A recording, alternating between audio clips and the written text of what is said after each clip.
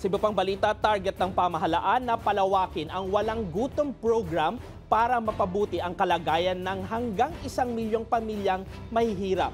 Sa talumpati ni Pangulong Ferdinand Marcos Jr.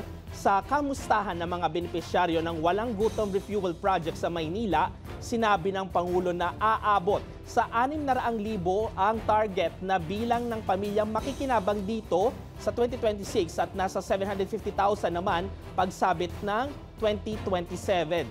Layunin ng programa na mabawasan at tuluyang malabanan ang kagutuman sa bansa sa ilalim ng kanyang termino. May halagang 74 billion pesos ang refuel project na suportado ng Asian Development Bank at ng mga partner institutions mula France at OPEC.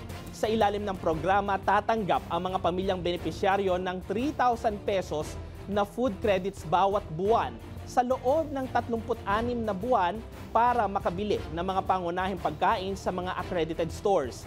Layunin din ng proyekto na palakasin ang nutrisyon, kabuhayan at self-reliance sa mga pamilyang Pilipino sa pamamagitan ng mga sesyong pang-edukasyon at pang-produktibidad.